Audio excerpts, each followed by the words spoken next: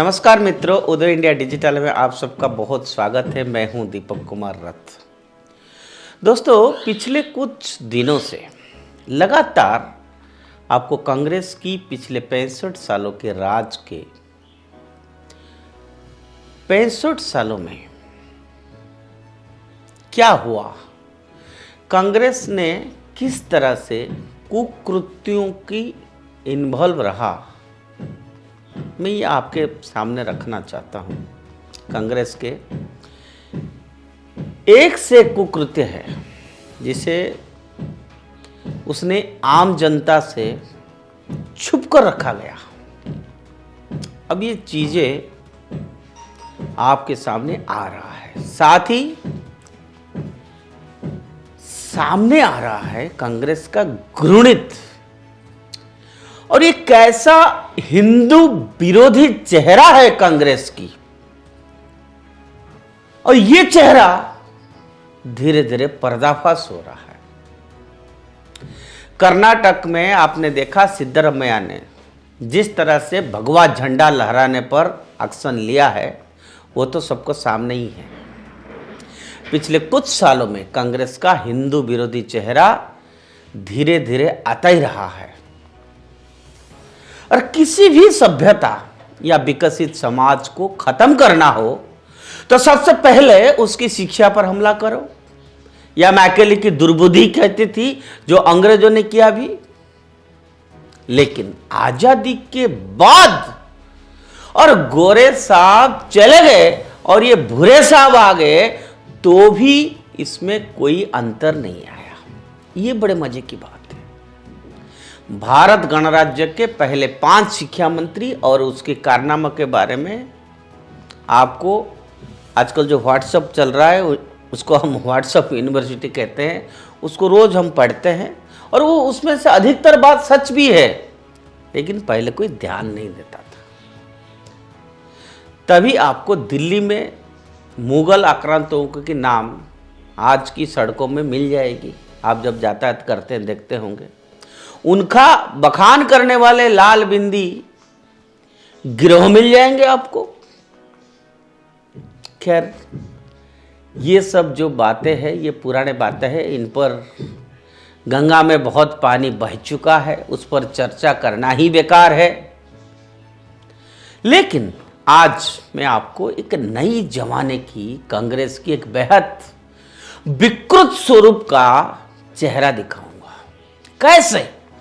कैसे कांग्रेस अंदर खाने ही बदलाव करती है, और किसी को पता नहीं चलता है कि कैसे कांग्रेस ने हिंदू विरोध को यहां के बच्चों की बचपन की पेट बना कर देती है। और फिजिक्स के प्रोफेसर ने 2012 में कक्षा 6 से 12 एनसीईआरटी की हिस्ट्री बुक्स के अध्ययन का निश्चय किया, और उसने पाया कि लगभग 110 बातें ऐसा है जो संदिग्ध है।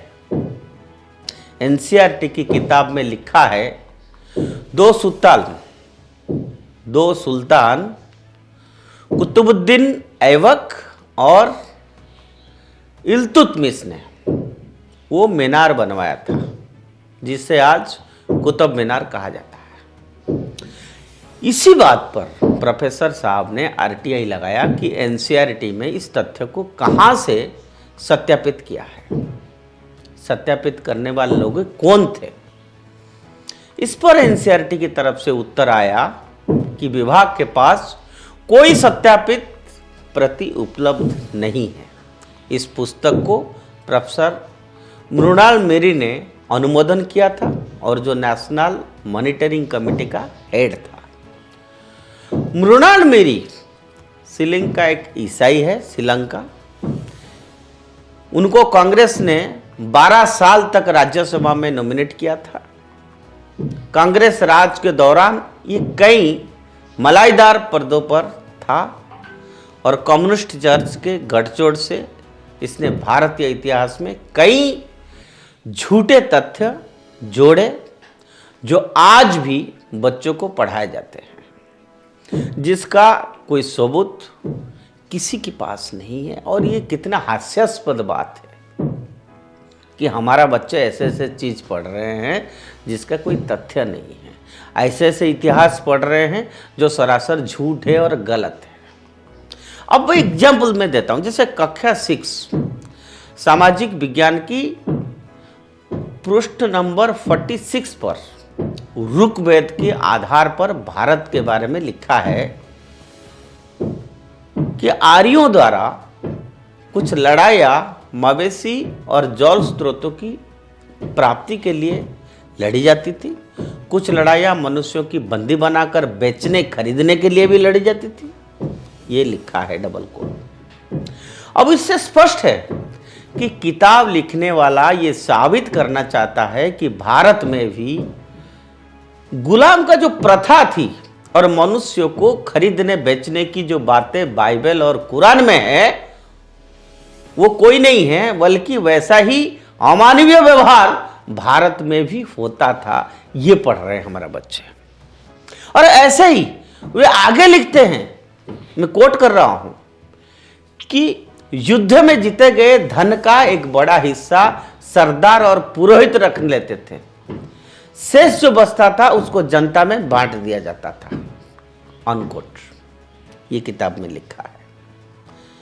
और आगे एक जगह लिखा है, आई कोट इट, कि पुरोहित यज्ञ करते थे और अग्नि में घी अन्न के साथ कभी कभी जानवरों को भी आहुति देते थे। आई अनकोट। और पेज नंबर 60 पर लिखा है कि खेती की कमरतोड़ मेहनत के लिए दास और दासी को उपयोग में लाया जाता था। ये किताब में लिखा है, कोट अनकोट। तब उस प्रोफेसर ने पहले तो स्वयं अध्ययन किया, मैगस्थनीज की इंडिका आदि के आधार पर यह सिद्ध हुआ कि ये सब मनगढ़ंत लिखा जा रहा है। तब उन्होंने एनसीईआरटी में आरटीआई डाली कि इन बातों का आधार क्या है। आप हिस्ट्री लिख रहे हैं, रेफरेंस कहाँ है आपकी? ऋग्वेद की संबंधित जो रुचाएं है अनुवाद बताया जाए, और यदि नहीं है तो खंडन या सुधार करो आप उसको। आपको जानकर आश्चर्य होगा कि एनसीईआरटी ने सभी 110 प्रश्नों का एक ही जवाब दिया कि हमारे पास इसका कोई सबूत नहीं है, कोई प्रूफ ही नहीं है। इसके अलावा जवाब टालने और लटकाने का रवैया भी रखा, और कई वर्ष ऐसे ही बीत गए। हार कर वो पंजाब और हरियाणा हाईकोर्ट में गए। एनसीईआरटी हमें इनका जवाब नहीं दे रही है। कोर्ट ने पिटीशन स्वीकार कर लिया और एनसीईआरटी को जवाब देने के लिए कहा। तब एनसीईआरटी ने कहा कि हमारा सभी पुस्तकों का लेखन जेएनयू के हिस्ट्री के प्रोफेसर ने किया है और हमने उन्हें जवाब के लिए कह दिया है। लगभग 1 वर्ष बाद जेएनयू के लेखकों ने जवाब दिया कि हमने इन बातों के लिए ऋग्वेद के अनुवाद का सहारा लिया है। उनके अनुसार ऋग्वेद में इंद्र को एक योद्धा बताया गया है और उसमें आए नर्जित शब्द से यह साबित होता है कि ये लूटपाट करते थे और मनुष्यों को गुलाम बनाते थे। और इसी पर इस प्रोफेसर ने संस्कृत के जानकारों को भी ये मंत्र बताया कि क्या इनका यही अर्थ होता है जो जेएनयू का प्रोफेसर ने किया है। संस्कृत के विद्वान ने एक स्वर में कहा कि जेएनयू वालों का अर्थ मनमाना, कहीं कहीं तो मूल कथ्य से बिल्कुल उल्टा ही है। अब इस पर कोर्ट ने उन्हें पूछा कि क्या आप संस्कृत जानते हैं, आपने अनुवाद कहां से उठाया है? तो जेएनयू के कथित इतिहासकारों ने कहा कि वे संस्कृत का 100 भी नहीं जानते हैं। उन्होंने एक बहुत पुराने अंग्रेज लेखक के ऋग्वेद के अनुवाद का इस्तेमाल कर दिया। लो, अब कोर्ट ने आगे भी पूछा कि और जो आपने लिखा है कि लूट के माल को ब्राह्मण आदि आपस में बांट लेते थे, उसका आधार क्या है भाई?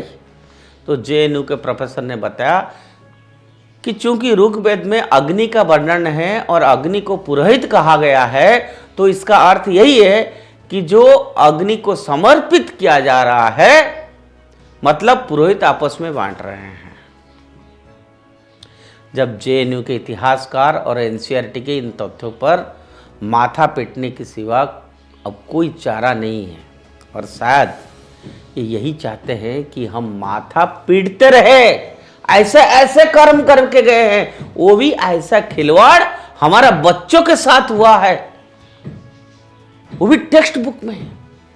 और सच्चाई यही है कि एनसीईआरटी के 2006 के पाठ्यक्रम का एकमात्र उद्देश्य था कि हिंदू धर्म को जबरदस्ती बदनाम करना, यानी जो नहीं है उससे भी हिंदुओं से जोड़कर प्रस्तुत करना, और ईसाइयों की बुराई पर पर्दा डालकर भारत में उसकी प्रचार के अनुकूल वातावरण बनाए रखना। सोनिया गांधी की तत्कालीन मंडली ने पूरी साजिश कर उक्त पाठ्यक्रम की रचना की थी, और आज विगत 18 वर्षों से वही पुस्तकें चल रही हैं, एक अक्षर तक नहीं बदला गया है। और हाँ, उन प्रोफेसर का नाम है नीरज अत्री, जिन्होंने कोर्ट में ये पिटीशन दायर किया था। अब आप सोचिए ये कैसे हिंदू विरोध कांग्रेस की नस नस में बसा हुआ है, और कैसे वो अपनी साजिशों को चुपचाप किताब के माध्यम से बचपन में ही हमारा बच्चों के दिमाग में डाल देते हैं।